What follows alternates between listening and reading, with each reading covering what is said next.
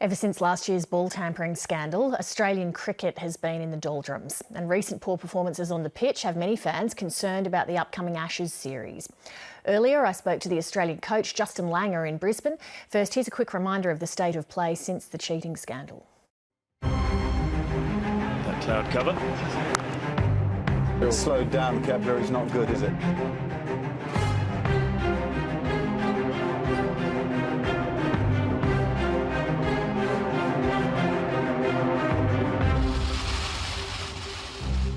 I'm sorry, and I'm absolutely devastated. After the shockwave came the clear-out. The coach, Darren Lehman, and the chairman, David Peever, resigned, and players David Warner, Steve Smith and Cameron Bancroft were banned for a period. Australian cricket needs to move forward, and this is the right thing to do. The man tasked with rebuilding is new coach Justin Langer. The former opening batsman is no stranger to Ashes campaigns. He carried the attack to England yesterday when it was so important.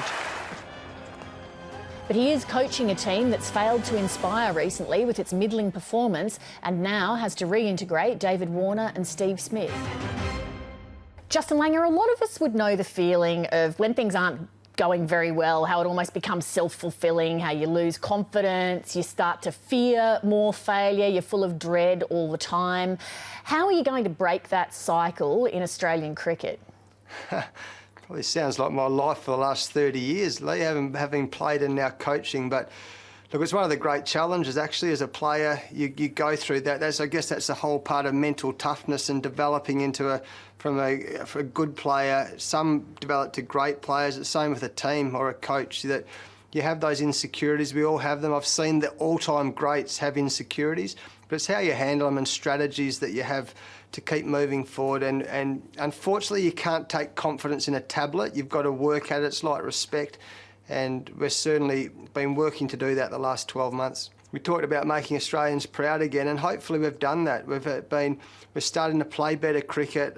We're hopefully winning back the support and trust and respect of the Australian public. So it's an everyday thing on and off the cricket field. What, in your view, was the culture in Australian cricket that led to the ball tampering incident? It's hard for me to say not being in there.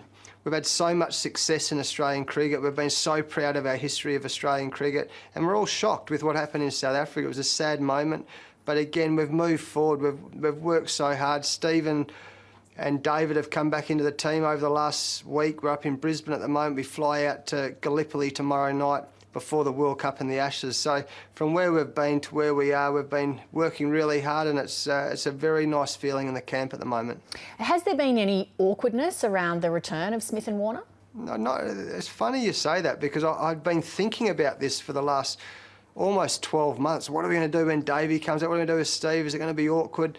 But it's a bit like facing fast bowling. It's always worse in bed the night before. When you actually get out in the middle, it's not so bad. But it's been a bit like that. There's been a lot of work go into it, it being as seamless as possible. And it's just been great. It's a bit corny, I guess, even a bit of a cliche, but it's almost been like welcoming a couple of brothers back into the family. So there's a good feeling in the camp. It's great to have them back there. It's great to see them playing cricket again, what they love doing. Do you think that experience has changed Warner and Smith as people? Well, look, we talk about our humility, and there's no doubt it's been a very humbling experience, not only for David and Steve, but also for all of Australian cricket. We realise you can never get complacent, you can never get too far ahead of yourself. When you've been captain of the country, and it's a privileged position in cricket particularly, to come back and be a player, we'll draw on their leadership, but there's certainly going to be a degree of humility in that for those guys.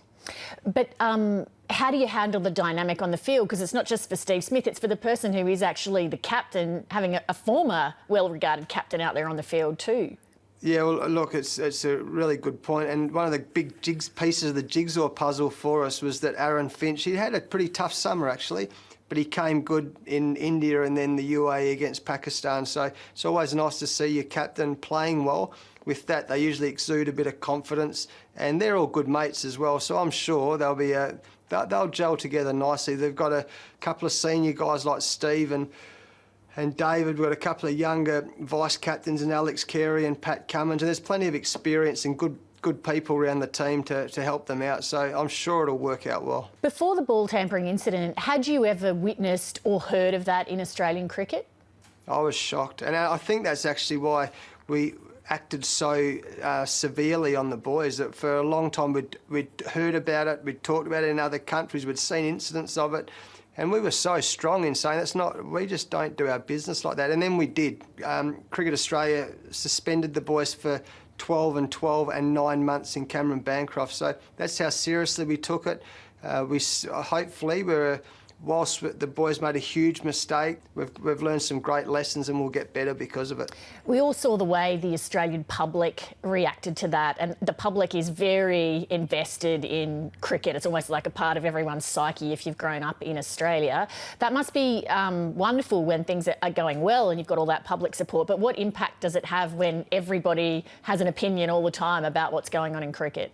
It can be tiring, that's for sure, particularly if you're not winning or you're not picking. I've learned lots, so I'm certainly wiser and stronger from the experience of being the Australian coach over the last 12 months. But it's a really privileged position. I've been lucky as a player for a long time now as the coach. We recognise the privilege, we recognise that there's lots of opinions, and that's healthy. It just means that people love Australian cricket. We know if we play well, people will say nice things about us. If we don't, it'll be the opposite effect. So if we can keep it that simple and just keep trying to do the right things all the time, we will hopefully fulfil that responsibility. What do you think makes a good coach?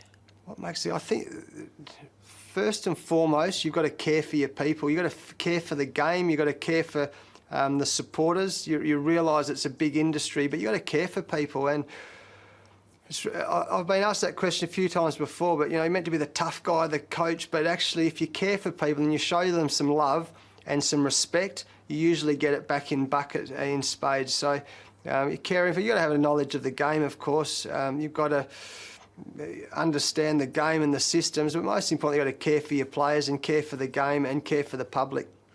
In this role, what keeps you awake at night? Mainly selection, because I'm learning very quickly. You literally can't win. If you pick Johnny, then from Victoria, the Queenslanders will think I should have picked Stephen from Queensland, and then the South Australians would have thought. I remember my first Test match. I walked out to bat, and I found out 24 hours before. And some of the South Australians, it was in Adelaide, I said, "Oh, good luck, son." Most of them saying, "Langer, you're rubbish. They should have picked Lehman or Blewett." So it's impossible to please everybody, that's for sure. And selection, that's the thing that keep me awake at night. Justin Langer, I'm sure the country wishes you the best for what lies ahead. Thank you very much. Thanks so much.